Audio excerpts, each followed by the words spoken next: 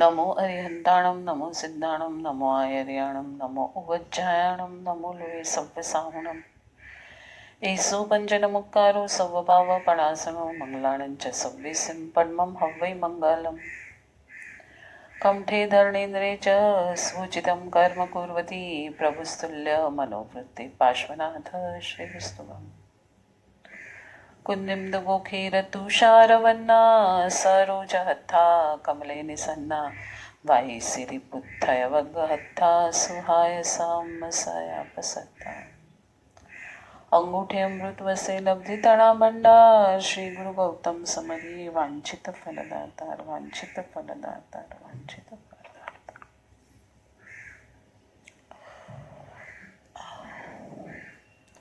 मोपाध्याय પરમ પૂજ્ય મોપાધ્યાય યશુ વિજયજી મહારાજ સાહેબ રચિત સમાધિ શતક ગ્રંથ અને તેના ઉપર પરમ પૂજ્ય ભક્તિ યોગાચાર્ય યશુ વિજય મહારાજ સાહેબના વિવેચનના સ્વાધ્યાયનો આજનો આપણો 32મો દિવસ છે અને ગાથા 36મીમાં થોડું જ વિવેચન બાકી છે. પાછી આપણે 37મી ગાથા આપણે શરૂ કરવા જઈ રહ્યા છીએ. કાલે આપણે શેની વાત કરતા હતા? કયો ટોપિક કાલે હતો? ખાસ તો નયનો હતો. નૈગમ નય પણ પોતાની ડિમાન્ડ છે કે તું અપરમ ભાવમાં ન જા, એટલે કે પરમાં ન જા, તો જ તું માર્ગાનુસારી અને સાધક કહેવાઈશ. અને છેલ્લે નિશ્ચય નહીં કહે છે કે જે પરમ ભાવ માણી રહ્યો છે, સ્થિર થઈને ત્યાં જ રહ્યો છે, એને સાધકની પૂર્ણતા કહે છે. એટલે અપરમથી પરમ સુધીની જે યાત્રા છે એ છે સાધકની પૂર્ણ યાત્રા. છેલ્લે કાલે આપણે જોતા હતા, પાછું ત્યાંથી લઈ અને આગળ જશું. શુભ દ્વારા શુદ્ધમાં જવાની આ વાત થઈ. શુભ દ્વારા તો પેલા એ કે શેમાં હતો? શુભમાં ન હતો, તો શેમાં હતો? એ અશુભમાં. એટલે પેલા એ રાગ દ્વેષમાં હતો. તો રાગ દ્વેષને ત્યાગ્યા તો હવે આવ્યો શેમાં? એ શુભમાં. શુભમાં એટલે ક્રિયાયોગમાં આવ્યો. અને શુભ દ્વારા શુદ્ધમાં જવાની વાત થઈ. હવે ક્રિયાયોગમાં આવ્યો તો ક્રિયાયોગમાંથી નિરાલંબન યોગ તરફ જવાની જે યાત્રા છે તો જ ક્રિયાયોગ પણ સફળ છે. શુભ, શુભનો વેગ અને શુદ્ધ. કેમ કે પાછું શુભમાં વેગ જોઈશે. આમ ધીરે ધીરે હથોડી મારે કોઈ માણસ, કાચબાની રેસ અને સસલાની રેસની અહીંયા વાત નથી. અહીંયા તો અનંત ભવોના જે મોહનીય કર્મ છે એને તોડવાની વાત છે. તો એને ધીરે ધીરે તોડશું. એક સાઈડથી આ રૂમમાં કચરો હું ધીરે ધીરે કાઢું અને પવનના વેગે આવે તો સફાઈ ક્યારે થશે? આ રૂમમાં થશે નહીં? થશે. એટલે અહીંયા વેગની જરૂરત છે. બાકી સાધનાના માર્ગે તો ધીરે ધીરે પણ ચાલતા રહેવાનું છે. પણ જ્યારે તમે સાધનામાં એન્ટ્રી લીધી છે ત્યારે તો એનું વેગ, ફોર્સ કોઈ અંદર આવવું જોઈએ નહીં. આટલા દિવસથી આપણને ઘૂંટાવી રહ્યા છે. આજના સ્વાધ્યાયનો આપણો 32મો દિવસ છે. હા, શુભ, શુભનો વેગ અને શુદ્ધ. પ્રભુ ભક્તિ કે સ્વાધ્યાયની શુભની મજાની ધારા ચાલતી હોય. સ્વાધ્યાયની પણ ધારા છે, પ્રભુ ભક્તિની પણ ધારા છે, ચિંતવન અનુપ્રેક્ષાની પણ ધારા છે. તમને જે ધારા પસંદ છે એ ધારાને પસંદ કરી લો. તેમાં પ્રભુના કોઈ પણ ગુણ પર અનુપ્રેક્ષા થાય અથવા સ્વાધ્યાયની કોઈ પંક્તિ ઉપર અનુપ્રેક્ષા થશે તો એ થશે શુભનો વેગ. બરાબર છે? અનુપ્રેક્ષા. સ્વાધ્યાય કરી લીધો પછી ચિંતવન ન કર્યું, પ્રભુ ભક્તિ કરી, દેરાસર ગયા, અષ્ટપ્રકારી પૂજા પણ કરી, સ્તવન બી સરસ રાગાદી ભાવોમાં ગાયું, રાગ રાગિણીઓમાં ગાયું, પણ એની અનુપ્રેક્ષા ન કરી. હા, ચંદ્રપ્રભુ સ્વામીનું કે દેખણ દે મને ઉપશમ રસનો, એક ઇન્દ્રિય, બે ઇન્દ્રિય, ત્રેન્દ્રિય કોઈ ગતિમાં મને ન દેખાણો. ફૂલ બન્યું હું, તારા ચરણે આવ્યું, પાણી બની અને તને અભિષેક પણ કર્યો, પણ તારો જે ઉપશમ રસ હતો ને એ ખાલી પંચેન્દ્રિય જ જાણી શકે છે. તો દેખણ દે મને ઉપશમ રસનો કંદ. હા, આ જ્યારે કીધું ત્યારે આપણને એમ થયું કે આ શું કહેવા માંગે છે, આ કળીઓ શું કહેવા માંગે છે, તો એ થશે આપણી અનુપ્રેક્ષાની ધારા. સ્વાધ્યાયની કોઈ પંક્તિ પર અનુપ્રેક્ષા થશે તો એ થશે શુભનો વેગ, અને એ વેગ પ્રભુ ગુણની એટલે કે સ્વગુણની અનુભૂતિમાં પલટી જશે. અનુભૂતિ કે સ્વાધ્યાયમાં આવેલ પંક્તિમાં રહેલ આત્મદશાની અનુભૂતિ જો તમને થાય તો એ છે શુદ્ધ દશા. એટલે પેલા શુભ, શુભ પણ લેવાનું છે શેના માટે? શુભ પણ લેવાનું છે શેના માટે? શુદ્ધ તરફ જવાનું, શુદ્ધના લક્ષ માટે. બરાબર છે. એટલે શુભ, શુભનો વેગ અને શુદ્ધ તરફ પ્રયાણ. એટલે શુદ્ધના લક્ષ્ય મારે શુભ કરવાનું છે, ત્યારે આત્મગુણ અનુભૂતિ થાય છે. સ્વગુણ અનુભૂતિ પરમ ભાવને મેળવી આપનાર સાધના ભૂમિકાને શુદ્ધ નયની દ્રષ્ટિએ અપરમ ભાવ કહેવાય છે. એટલે કે પરમ ભાવને મેળવી આપવાની જે સાધના છે એની પણ ભૂમિકા શુદ્ધ નયની દ્રષ્ટિએ અપરમ ભાવ કહેવાય છે. તો નૈગમ નહીં અપરમ ભાવના વિશેષોને શુભના ભિન્ન ભિન્ન પ્રકારોને પણ સ્વીકારશે, કારણ કે પરમ ભાવને પમાડનારી તો આ જ સાધના પદ્ધતિ છે. આના સિવાય તો બીજી કોઈ સાધના પદ્ધતિ છે નહીં. અશુભનો ત્યાગ, શુભનું ગ્રહણ, શુભનો વેગ અને શુદ્ધની પ્રાપ્તિ.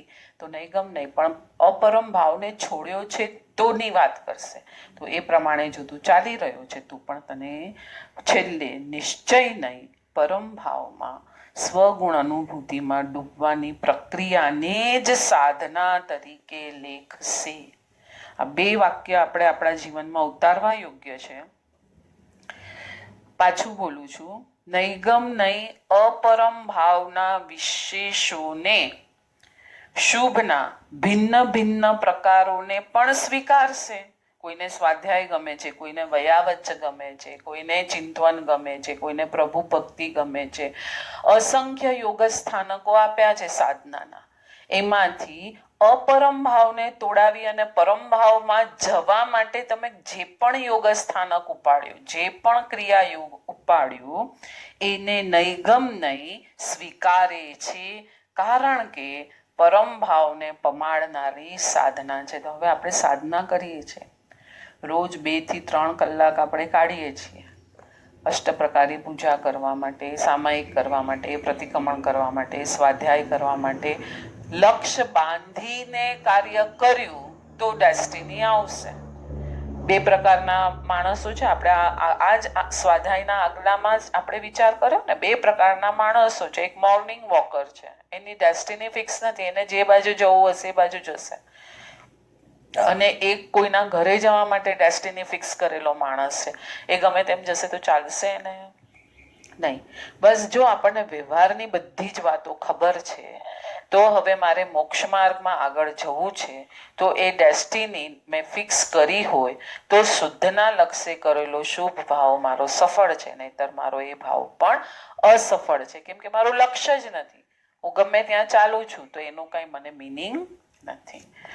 એટલે બીજું વાક્ય છે, નિશ્ચય નહીં માત્ર પરમ ભાવમાં સ્વગુણ અનુભૂતિમાં ડૂબવાની પ્રક્રિયાને જ સાધના લેખશે.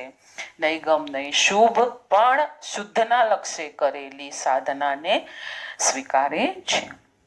આગળ જઈએ છીએ આપણે 37માં ગાથા પર. રાગાદિક જબ પરિહરી, રાગાદિક જબ પરિહરી એટલે રાગ વગેરેનો જેનો ત્યાગ થઈ ગયો છે. કરે સહજ ગુણ ખોજ, અને સહજ ગુણોની ખોજ પણ પૂરી થઈ ગઈ. આ બાજુ રાગાદિક પણ પૂરા થઈ ગયા છે, અને આ બાજુ સહજ ગુણની ખોજ શરૂ થઈ ગઈ છે, અથવા તો માણી રહ્યો છે, અથવા તો પૂર્ણતા તરફ જઈ રહ્યો છે. ઘટ મેં ભી પ્રગટે તદા, બરાબર છે, ચિદાનંદ કી મોજ, ત્યારે જ તેની ભીતર ચિદાનંદનો વિલાસ પ્રગટે છે. મોક્ષે જવું છે ને આપણે બધાએ, હા, શુદ્ધિ પામવી છે, સાધના કરવી છે, ધ્યાનમાં સ્ટ્રેન્થ લાવવી છે, ધ્યાન કરવું છે, હા ને, કેટલું બધું કરવું છે આપણે, પણ એક વસ્તુ જ નથી કરવી આપણે. કઈ નથી કરવી એક વસ્તુ આપણે? રાગને સંપૂર્ણ છોડી દે એ અવસ્થા આપણને પસંદ નથી. આમ તમે છે ને એક દિવસ આપણે એક્સરસાઇઝ કરવાની, મેં સામાન્યથી કરી છે. એક્સરસાઇઝ શું કરવાની કે આજે મારે કોઈ પણ વસ્તુ પર રાગ કરવો નથી. આમ સારામાં સારી વસ્તુ મળી, સારામાં સારું ખાવાનું મળ્યું, સારામાં સારી ગિફ્ટ મળી, સારામાં સારા શબ્દો મળ્યા, સારામાં સારું વ્યાખ્યાન બી સાંભળ્યું, સારામાં સારી ભક્તિ પણ થઈ, બધું કંઈ પણ સારામાં સારું એક્સ્ટ્રીમ લેવલનું થયું, કશા પર રાગ કરવો નથી. શું થશે અંદર? ખ્યાલ આવે છે કે તો પછી ઓટોમેટિક જીવ પોતાના ગુણ પ્રત્યે જ રાગ કરશે. એટલે ત્યાં છે ને આમ શુષ્કતા લાગે, અરે આજે તો કઈ આમ કઈ થયું નહીં, આમ કંઈક થાય અંદર, અરે રાગ જ ન કર્યો, અરે આટલી સુંદર સ્તવન ગવાયું, આમ ભાવ વાહી, એના પરનો રાગ પણ રાગનો રાગ થઈ જાય છે. એ બી આપણને સંસાર ભટકાવે છે. તો અહીંયાનો રાગ જેમ જેમ છૂટતો જશે એમ જ અંદરનો રાગ શરૂ થશે. એ દિવસે બરાબર મને સમજાયું કે ના, આ લોકો કેમ આટલી બધી ડિમાન્ડ કરે છે. સુપ્રશસ્તનો પણ રાગ નહીં કરવાનો, પ્રભુનો પણ રાગ નહીં કરવાનો, ગુરુનો પણ રાગ નહીં કરવાનો, સ્વાધ્યાયનો બી રાગ નહીં કરવાનો, કાંઈ રાગ નહીં કરવાનો. કેમ આટલી ના ના ના ના પાડ્યા રાખે છે? એ દિવસે બરાબર સમજાયું કે એ રાગ પણ અંદરના રાગ પ્રત્યે જવા દેતા નથી, માટે ઘડી ઘડી ના પાડે છે. એટલે તો પછી અશુભનો રાગ તો એની સામે કોઈ વેલ્યુ વાળો છે જ નહીં. આગળ જઈએ. સમ્રાટ સિકંદરે ભારતીય યોગીને પોતાની સાથે પોતાને દેશ આવવા કહ્યું. યોગીએ નારાજગી ના પાડી. સિકંદરે કહ્યું, હું સમ્રાટોનો સમ્રાટ છું. યોગીએ હસીને કહ્યું, હું અવધૂતોનો પણ મોટો અવધૂત છું. દેખીતી રીતે યોગીજીના ઉત્તરમાં નિરઅહંકારની સુગંધ હતી. એટલે એને અહંકારથી કંઈ કીધું નથી. ચહેરા પર મુસ્કાન હતી, અસ્તિત્વમાંથી એક સુગંધ ઉઠતી હતી. જો કેટલા બધા શબ્દ છે. યોગીના મુખ પર એક મુસ્કાન હતી, આનંદ હતો, પછી અસ્તિત્વમાંથી એક સુગંધ ઉઠતી હતી. અંદરની એક સુગંધ હોય છે, આપણને માણતા આવડવી જોઈએ. જો બહારની સુગંધમાંથી નાક ખેંચાઈ ગયો ને તો અંદરની સુગંધ મણાઈ જશે. ખ્યાલ આવે કે ભીતર આનંદનો કેવો તો દરિયો ઉછળી રહ્યો હશે કે કાંઠે આવતા મોજાને જોવામાં જો આવો આહ્લાદક પ્રગટ્યો હોય તો ભીતર કેવું ઐશ્વર્ય હશે. જો યોગીના મુખ ઉપર પણ આટલો પરમ આનંદ છલકતો હોય.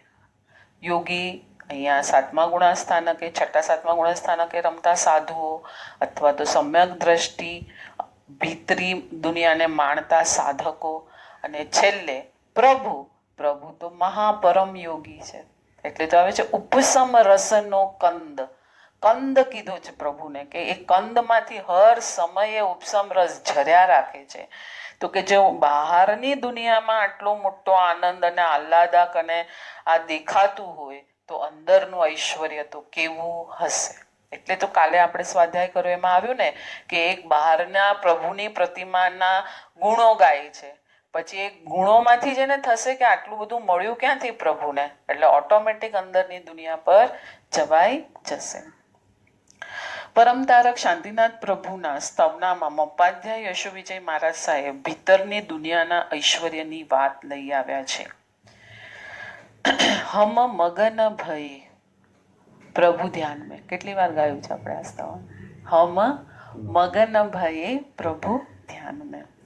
અત્યાર સુધી પર પદાર્થો અને પર વ્યક્તિઓમાં ઓતપ્રોત વ્યક્તિત્વ હવે પ્રભુના ધ્યાનમાં પ્રભુના ગુણોની સ્વરૂપની અનુભૂતિમાં ડૂબવા ચાહે છે.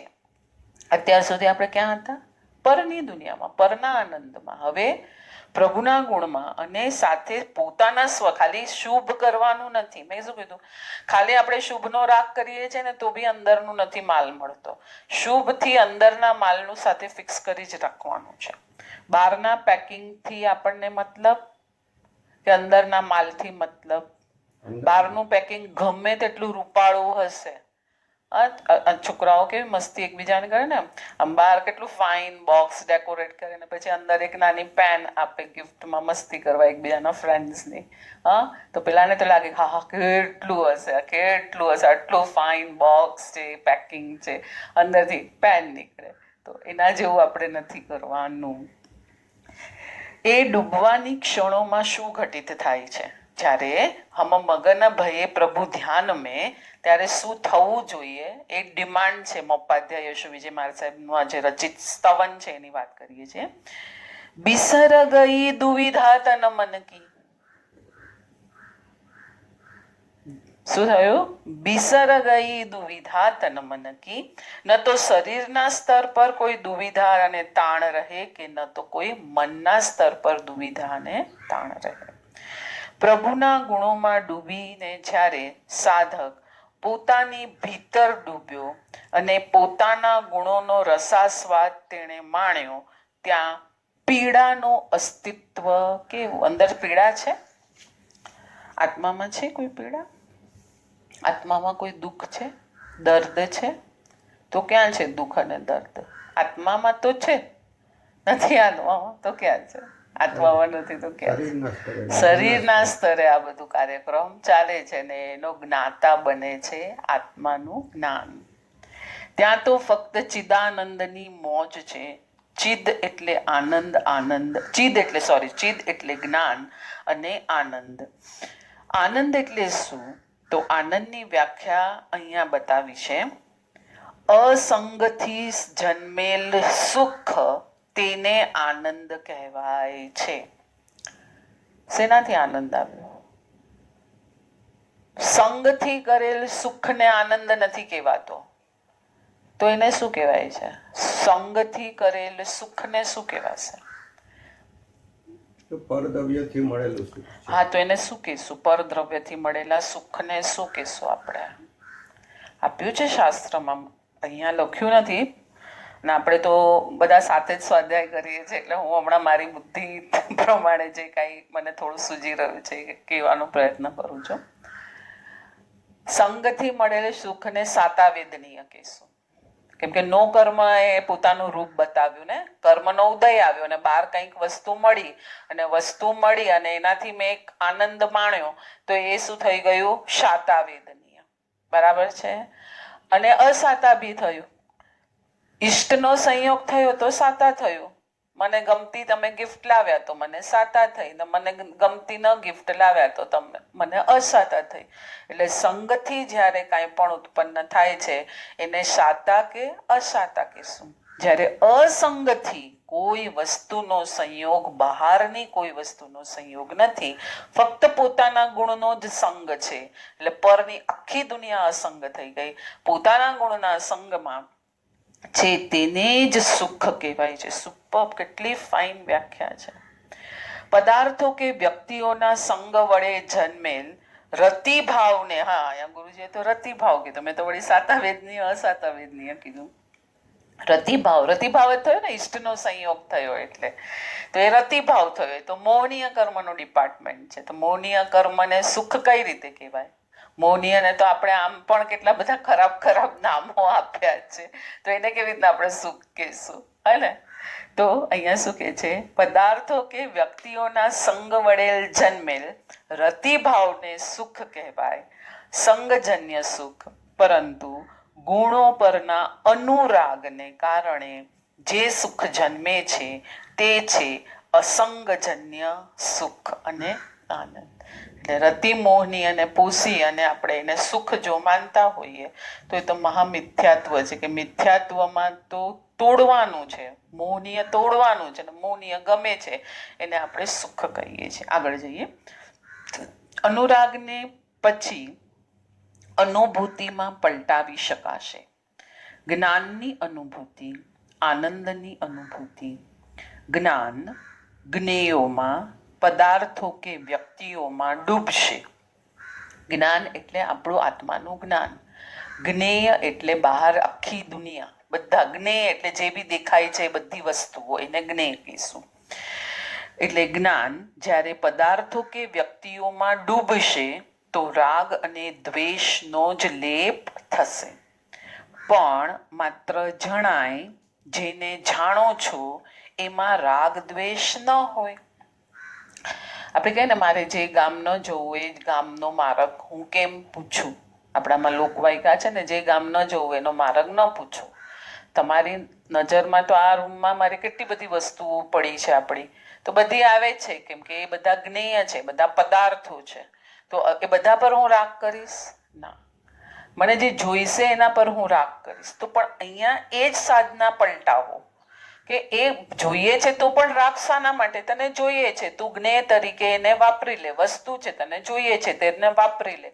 એમાં તારે રાગ કરી અને કર્મ બંધ કરીને વાપરવાનું કેમ?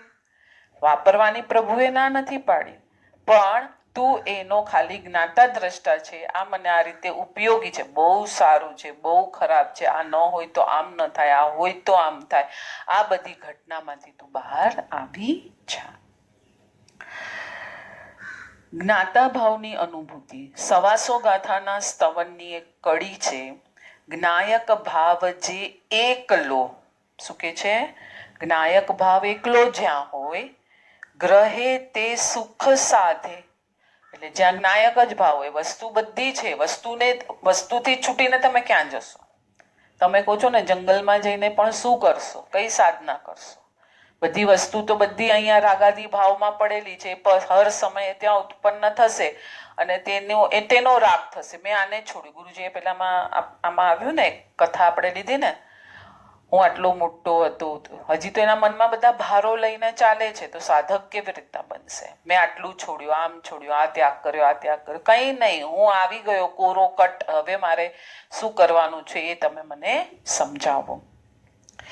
સવાસો ગાથાનું મોપાધ્યાય યશો વિજયજીનું 350 ગાથાની અને 125 ગાથાની સિમંદર સ્વામીની હુંડી આપણી પાસે બંને બુકો છે.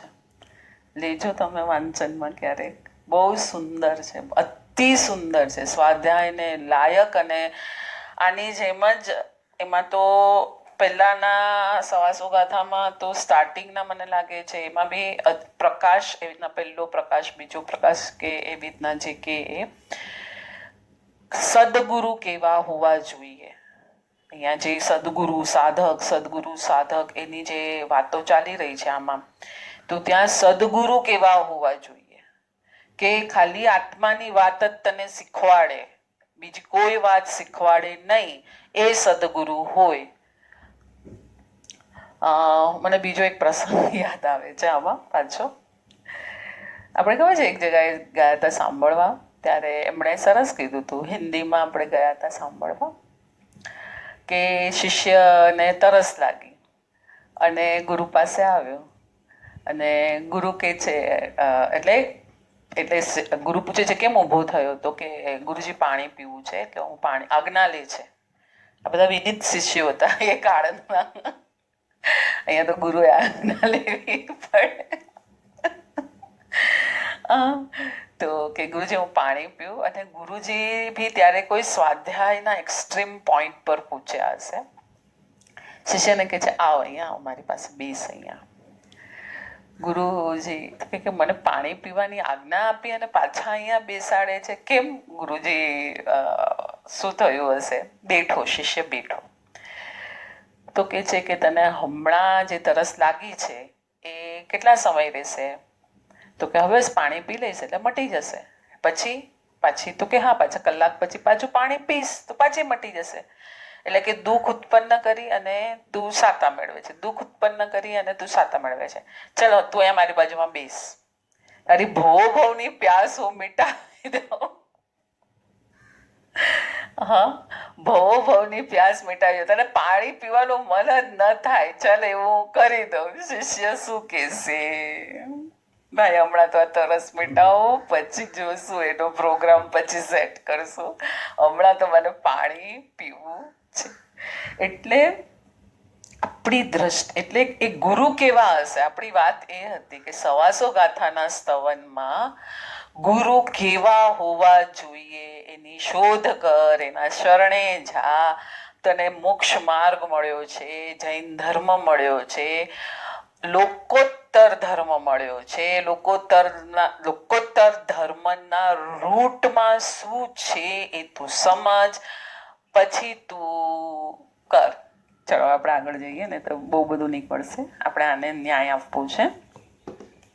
ખ્યાલ આવ્યો? ગાયક ભાવ જે એકલો, એમાં રાગ નથી, દ્વેષ નથી. જ્ઞાયક ભાવ છે તો જ્ઞેયો તો ઝળકશે. આરીસો છે તો એમાં બધા વસ્તુ તો દેખાશે જ ને, કે નહીં દેખાય એવું થોડી બનશે. એમ થોડી આંખ બંધ કરીને બેઠો રહેશે તો અંદર પણ બધી ધમાચકડી તો ચાલવાની છે, એને જોશે. બહાર નહીં જોઈ તો અંદર જોશે.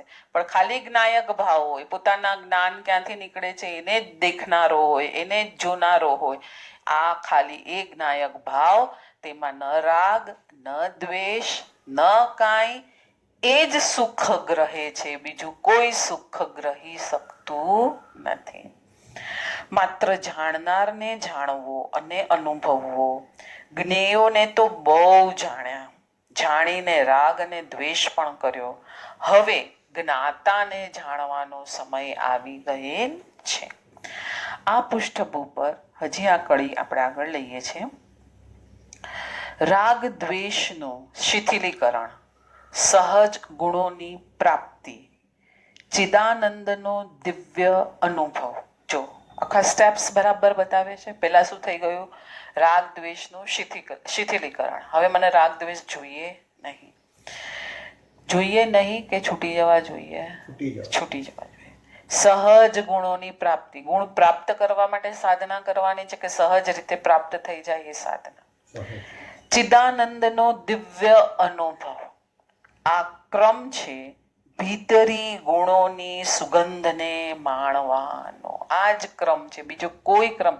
કોઈ પણ ગ્રંથ ખોલી લો, કોઈ પણ XYZ ગ્રંથ ખોલી લો, આ જ માર્ગ બતાવ્યો છે. આના સિવાયનો કોઈ તંત્ર મંત્ર, દોરા ધાગા, જાદુ તોના, આમ કર તેમ કર, આની સાધના કર, આ મંત્ર જપ, આ યંત્ર જપ, કશે કાંઈ બતાવ્યું નથી. સૌથી નજીકની દુનિયા આ જ છે, બીજી કોઈ છે જ નહીં. રાગાદિક જબ પરિહરી.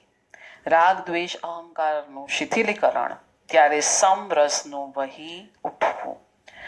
પર તરફના વિકલ્પો છે નહીં હવે, અને એટલે મન તો આનંદમય છે, તન પણ તાણ રહિત છે. જો આપણે ડોક્ટરો બી આજે કહે છે ને, આપણા તો મહાવીર પ્રભુ તો મોટામાં મોટા ડોક્ટર હતા.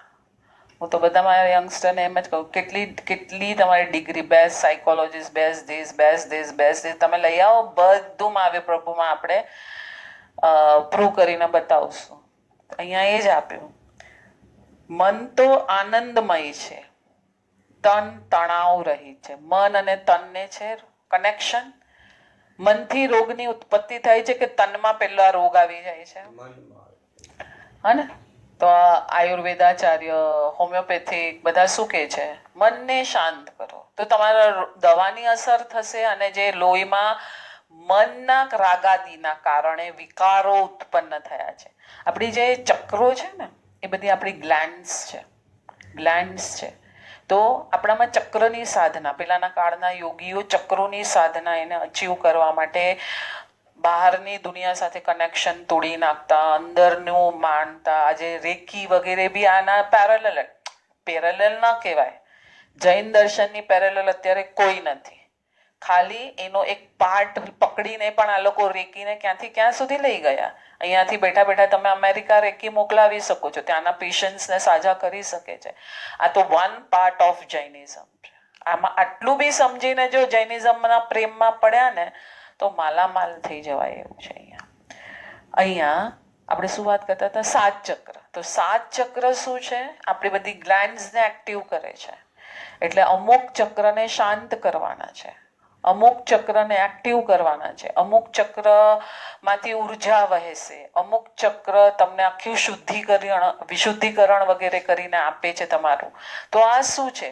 મન જેટલું શાંત થાય છે, વિકારોથી અલિપ્ત થાય છે, પ્રભુમય થાય છે, સ્વગુણમાં જ્યારે સ્થાપિત થતું જાય છે, ત્યારે ત્યારે આ ચક્રોમાં બધી એક્ટિવિટી ચાલુ થઈ જાય છે.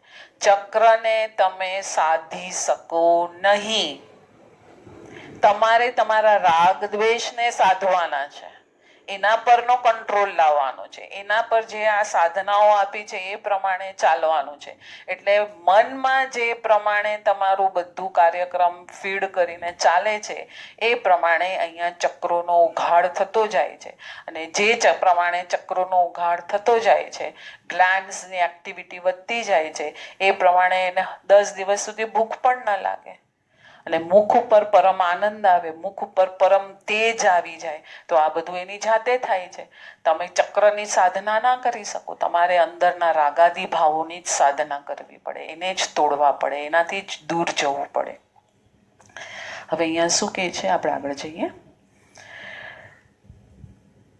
તન તણાવ રહિત થાય છે જ્યારે મન આનંદમય હોય છે. રોગોથી ઘેરાયેલું શરીર હોય પણ એની નોંધ લે એવું મન ક્યાં છે? માત્ર છે મુસ્કાન, સ્મિત, તણાવ રહિતતાનો વિસ્તાર મનથી તન સુધી. પવિત્ર ઉત્તરાધન સૂત્રના શબ્દમાં કહીએ તો ભાવ આર્જવથી કાય આર્જવનો વિશાળ જળ પ્રવાહ. અંદર જે ભાવોની તરતમતા તમારી હર પડે વધતી જાય છે, તો એ તમારી કાયા પર પ્રદર્શિત થશે ને થશે જ. અંદર ભાવનું ચડવું, અહીંયા એનું પ્રદર્શન કાયા બતાવી જ દેશે. ભાવ રુજુતાની અસીમ જળ રાશિ કાયાના કાંઠે તરંગિત થાય જ. કેમ ન થાય? ક્વેશ્ચન છે. એટલે આમ એકદમ ધીર ગંભીર આમ મોડું કરીને કરવાથી તમે ધર્મી નથી કહેવાતા. આવ્યું ને, અલગ અલગ મુખોટા પહેરીને ફરવાની આદત છોડી દો. અંદરનું ચોખ્ખું કરશો તો બહાર એની જાતે સરસ તમને પ્રભુ જેવો મુખવટો પ્રશમ રસનો મળી જશે. રાગ દ્વેષનું શિથિલીકરણ અને સમરસની પ્રાપ્તિ. ભીતર તો મસ્તી કેફ હોય એનું પ્રતિબિંબ કાયાના ઘટમાં પ્રગટ થશે ને થશે જ. એવા સાધકનો ચહેરો જોતા લાગે કે એને કંઈક દિવ્ય તત્વની પ્રાપ્તિ થઈ ગઈ છે. કયા સાધકનો? ભીતર જેણે કંઈક ઘોલન કર્યું છે, અનુપ્રેક્ષાઓ કરી છે, પરથી છૂટ્યો છે, સ્વમાં સ્થિર રહ્યો છે, એ સાધકનો ચહેરો જોતા જ ખ્યાલ આવી જાય, મનથી કાયામાં એનો પ્રવેશ થઈ ગયો છે એ તત્વોનો. એને જોતા ખ્યાલ આવી જાય છે કે કંઈક પરમ તત્વની પ્રાપ્તિ આ જીવે કરી લીધેલી છે. એ પ્રશમ રસ એના મુખ ઉપર ઝળહળી રહ્યો છે. આજે આપણે અહીંયા જ વિરામ લઈએ છીએ. 37મી ગાથા પૂરી થઈ. પછી આપણે 38મી ગાથાને કાલથી નવી શરૂ કરશું. જીનાગના વિરુદ્ધ કાંઈ પણ બોલાયું હોય તો મિચ્છામી દુક્કડમ. સર્વ સાધકો સાતામાં હશો અને બધાની સાધના સારી ચાલતી હશે. અમારી યુટ્યુબ સ્વાધ્યાય બાય ભાવના જી આ પણ આપ સબસ્ક્રાઈબ કરો અને આપના ફ્રેન્ડ્સને મોકલો, તો કરવું કરાવવું અનુમોદનનું પણ લાભ આપને મળે. અને જીવો જે રાજમાર્ગ છે જૈન ધર્મનો, અમારો આ એક જ પ્રયાસ છે. જૈન ધર્મનો જે રાજમાર્ગ છે એને આપણે વિસ્તારથી ફેલાવીએ અને લોકોને સુધી પહોંચાડી અને એને પણ આપણા આ યાત્રા આપણે જે કરી રહ્યા છીએ એમાં પણ લોકો જોડાય, એ જ અમારો પ્રયાસ છે. યુટ્યુબ ચેનલ છે સ્વાધ્યાય બાય ભાવના જી. આમ તો ફેસબુક પર ભાવી શાહ કરીને પણ અમારું છે, એના પર પણ આપણે આ બધી એક્ટિવિટીઓ થતી હોય છે. પ્રણામ. બધા સાદામાં રહેજો.